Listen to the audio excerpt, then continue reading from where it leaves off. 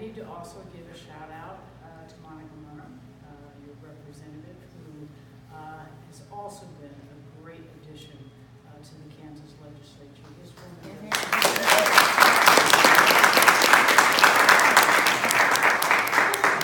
she is a strong and powerful advocate for our children.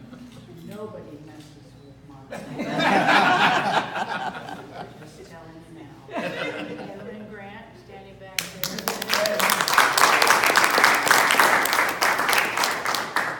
And thank you, all the rest of you, for coming here.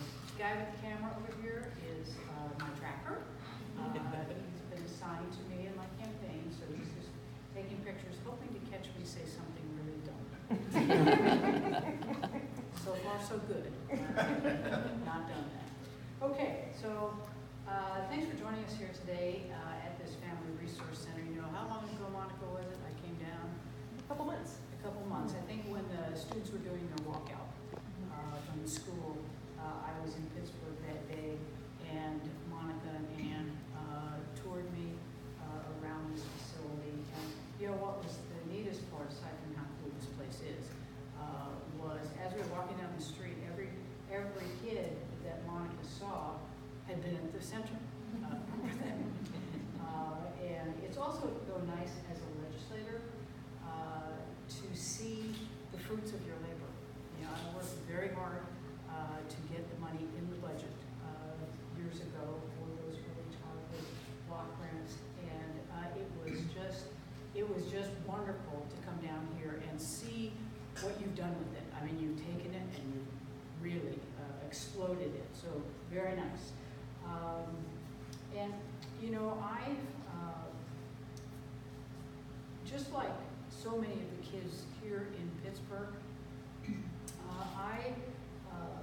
my two daughters, I have two of them, 33 and 30, who got a great education in our public schools, including preschools. And thanks to the hard work of so many great teachers in the state, it's not a stretch to say that if it weren't for our great schools, I would not be here today. I probably would not be a Kansan. I grew up in a military family, moved all over the world growing up. But when my husband Ted and I wanted to put down roots, we came here. We chose Kansas because it was an obvious choice. It was your great public schools, and our girls benefited from them so much. But so much of what makes Kansas great, our good schools, our mental health system, our roads, all of that has been really threatened in the past 8 years. The cuts to our public schools and the attacks on early childhood programs have done harm to so many. And it was all to pay for tax cuts for those who need them the least. Mm-hmm. That is wrong, and that is why I'm running for governor. I want to rebuild our state and make sure that all of our children, no matter where they live, have the same opportunities that my daughters had when we moved to Kansas 32 years ago. My mission has always been to do right by kids. And today I'm proud to announce my partner in this mission to restore excellence to our schools and to our state. My running mate, Lynn Rogers.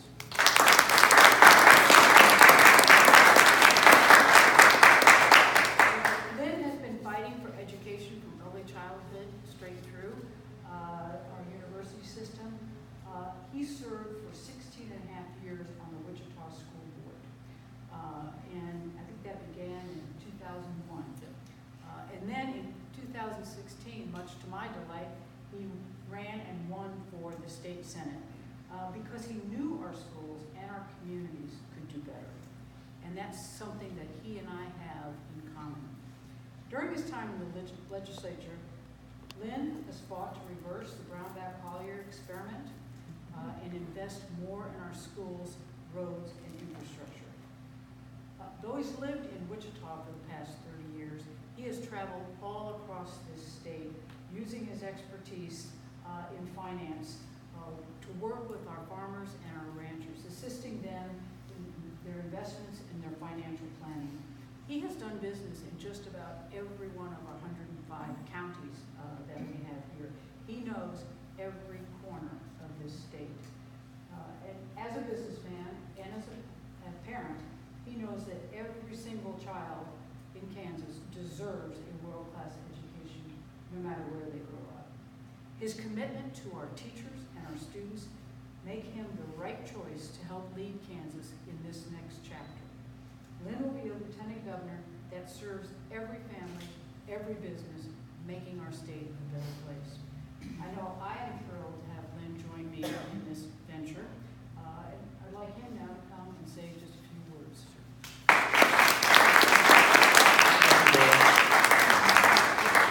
I'm really honored and excited to be your partner in this mission to rebuild Kansas.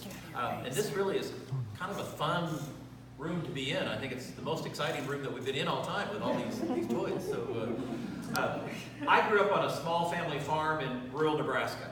And when my wife Chris and I moved to Wichita in 1985, we found our home. Just like Laura and Ted, we discovered that our children would have so many great opportunities because of great Kansas schools. And it was in those first few years when our kids were little and I joined the school's parent-teacher organization that I really learned how lucky I was. Kansas is committed to our schools. In fact, it's in our Constitution. We believe that we have a moral obligation to provide the best education we can to our children. Not just the ones in the big cities, not just those whose families can afford it, but every Kansas child. Sadly, during the past 8 years, Sam Brownback and Jeff Collier have put our kids and our children's future and their schools in jeopardy.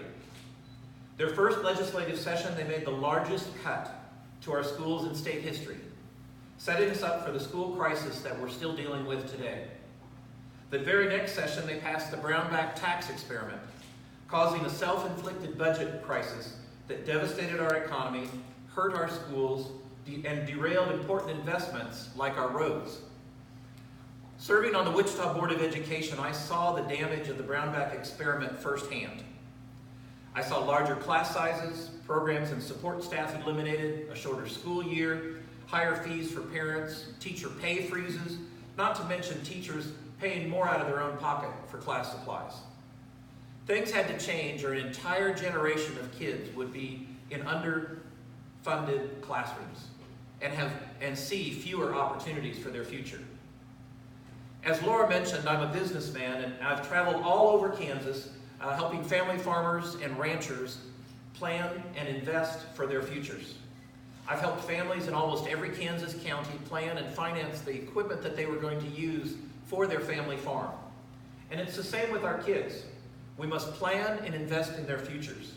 And local schools and early childhood centers like this are key. So no matter whether it's a small town or a large city, schools play a significant role in our communities and our economy. When our state makes these needed improvements, it's not just families with kids that benefit, it's our communities and it's our economy. Business leaders get it. They understand the quality of tomorrow's workforce depends on the investment we make today, right outside here in these classrooms.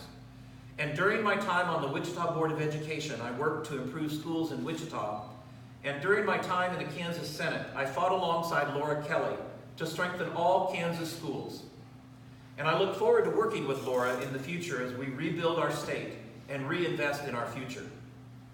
After years of crisis and turmoil, it's time for us to elect a governor who will be a champion for our families and for our shared priorities like public education.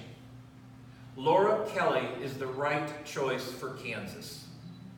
She has dedicated her life to making a difference for our kids, whether it's through improving public schools, expanding early childhood programs, or holding the Department of Children and Families accountable. Laura puts kids and families first.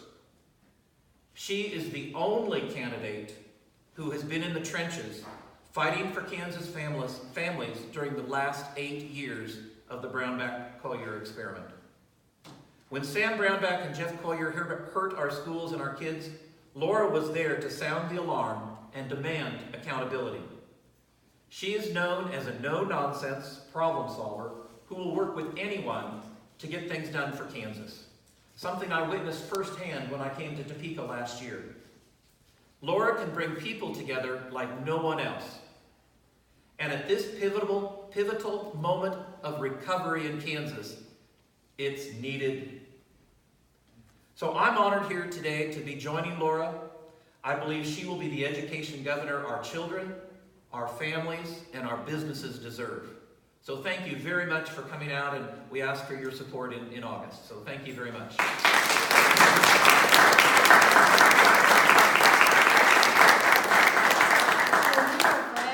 Any questions folks might have about the campaign, about us, about issues? Do you have anything specific in mind as far as investment in education? Instead of investment, do you have anything specific in mind?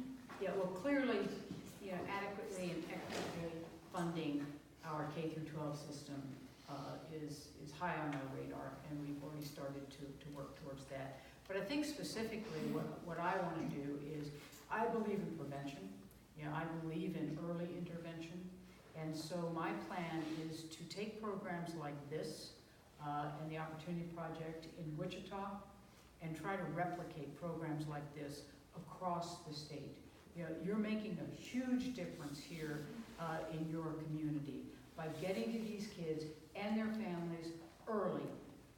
Providing them the resources that they need to get to kindergarten and succeed. The same thing is happening down in Wichita with the Opportunity Projects. We need to replicate those across the state. It's not only good for our kids, it's good for our economy. A lot of those kids would have been headed right towards special education and or corrections.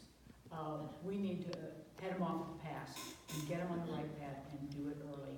I think, and then we'll go down to the other side too. We need to reinvest in our higher education program. We need to invest in our career and tech ed because not every kid needs to or wants to go on to a four-year university, and our workforces need that trained workforce. Then we need to reinvest in our higher education, if for no other reason, so that we can put a cap on tuition. We are starting to price kids out of the ability to go to college, and that needs to stop. Kansas has always been known for its schools, from pre-K right through our universities. It's no longer that way.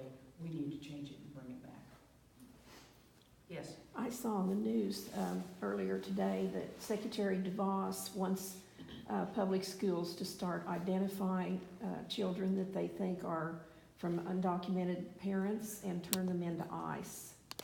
I just wondered what your thought was about that. I think that's just sad. I do too. Illegal. I think it's illegal too, yeah. And immoral. Mm-hmm. I am hoping that we can make Kansas a very friendly, welcoming place for all people. It's to our own best interest to do that. Lynn was talking at another stop about how our agricultural industry depends upon immigrant labor. So we will set that tone in the governor's office. But I also use the governor's office to work diligently with our congressional delegation because we have needed a comprehensive immigration reform program for decades. And it's time that we get that done. We need to stop having this conversation and take action so that we can just move on and do what needs to be done for those folks, for our businesses, for our communities as a whole. Lynn mentioned your ability to work across the aisle, so to speak, and I was just wanted you to elaborate on that a little bit and maybe an example or two of how you do that. Yeah, it's not just because I'm very flexible and agile.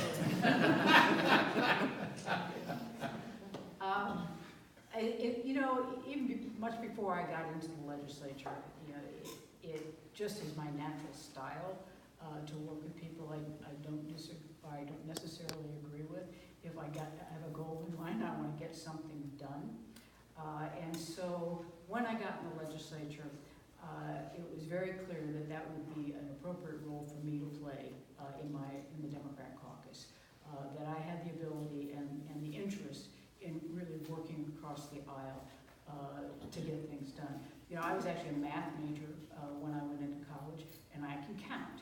And there are 40 senators in the Senate, and we had, I think, 9 at the time that I got in there. So I realized I needed a few more friends in order to get anything done. So I worked very hard on that, and those relationships now are deep, broad, and long-lasting. And I'll take that into the governor's office. I think that's the other reason that I'm uniquely qualified at this particular point. And I can tell you Lynn is the same. He's got the same style as I do. And we can take that with us when we go in there because, you know, getting work done is really teamwork. It's not something the governor can just sit there and say, you've got to be able to work with the legislature, and I can do that. It's also what's going to help us get elected.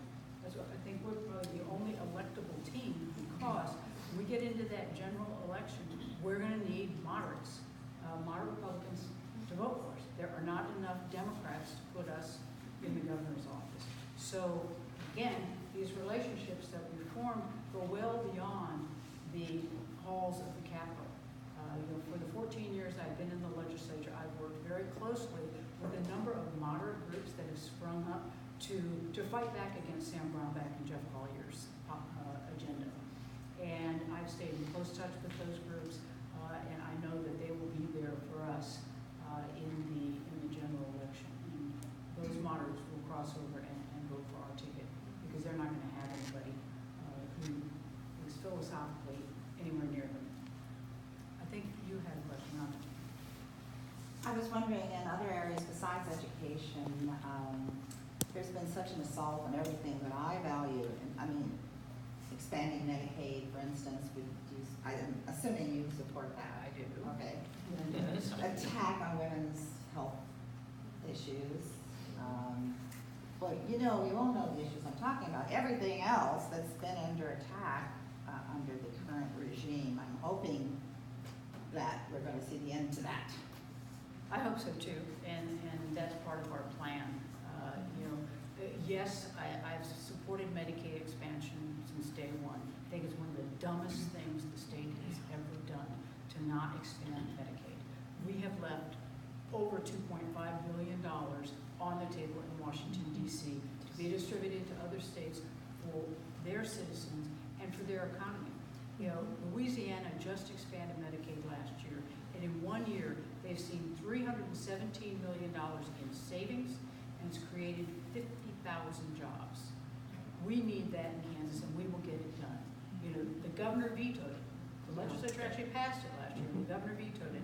We kept it off Collier's desk this year, or the leadership did, because he would have vetoed it, and that would have been very bad for him to do because something the people of Kansas want.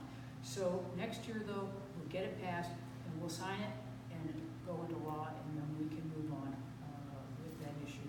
In terms of women's rights, you know, I am adamantly pro-choice, always have been, always been a big supporter of women's rights and all rights, whether it's LGBT, racial, and I believe all people should be treated equally and fairly. So one of the things that we will do as soon as we get into office is we will restore Kathleen Sebelius's executive order that banned discrimination against our LGBT friends in state employment. Brownback has rescinded that, and Collier refuses to put it back in place. We will do that. So we will treat people the way people deserve to be treated. Thank you. There are some studies show that Kansas is fourth in out-migration. I just wondered, this question's to both of you, do you have any thoughts or strategies long-term, how we can turn that tide? Well, and we are number 1 in our region. Yeah. I just got some information the other day looking at exactly that. That in the period of time that Brownback and Collier have been in office, Kansas has the highest out-migration. That means the number of people leaving more than people coming in. Over 54,000 people have left in that period of time. The next closest state to that is Missouri. I think they're down in the 50s. Go to Colorado, they're up 320,000 And, you know, I mean, I think that's one of the reasons that our unemployment is so low, is good. We just don't have people anymore. And so, we have a lot of work to do to make this happen.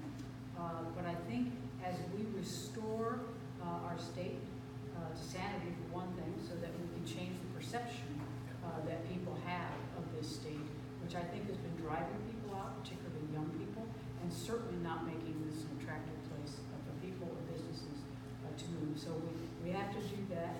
And then we need to reinvest in the things that are our big economic drivers.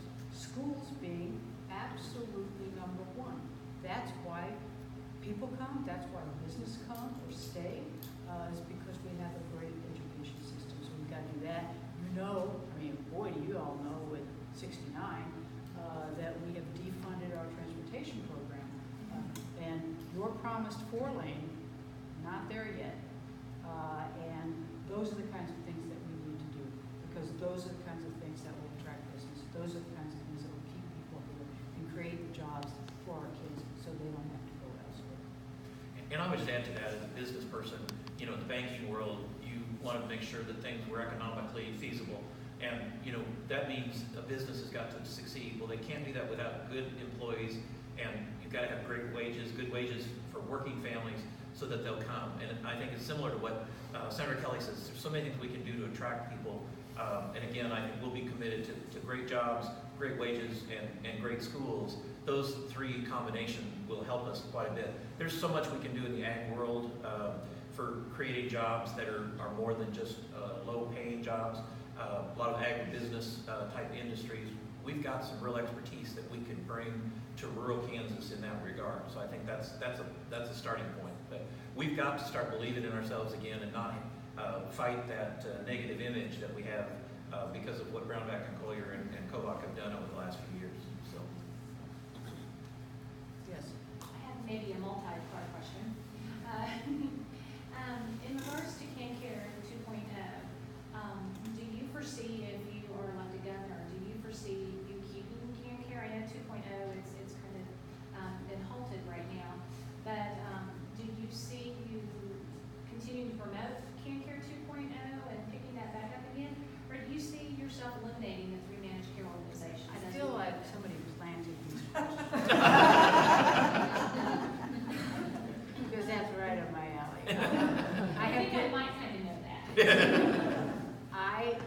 I have been on the CanCare Oversight Committee, so I have been very familiar with what is going on in that program. I fought against privatizing our Medicaid program. I knew this would happen, exactly everything that has happened. You know, difficult to be deemed eligible, difficult to get the services that you need, providers not getting paid on time or sometimes at all. So we knew this would come down, and it has, exactly as predicted. So what my plan is, and this isn't something we can do overnight. This will take time. We do have contracts that we have to honor. But over time, what I want to do is I want to bring back our Medicaid program under a quasi-governmental entity, much like it used to be under the Kansas Health Policy Authority. And then within that, though, I'm not opposed to managed care. I think done right, managed care can actually work. But when you put that profit motive in there, that's when your problems start, and that's what we've done. So not only is it not worth the people, we have sent all of the savings that have been there out of state to corporate headquarters. So I'll look at doing something like that. It'll take some time. I've already been working with advocates, experts in that area, long before I decided to run for governor, because I've had this in my mind for a long time. I've been talking with them, bringing them together, try to figure out, you know, what things do we need to put in place so that there can be a seamless transition for this for-profit to go under a quasi-governmental. So hopefully, in the next few years, we can make that transition and bring it back where it belongs. Okay. Great, thank you. Get that. Yeah.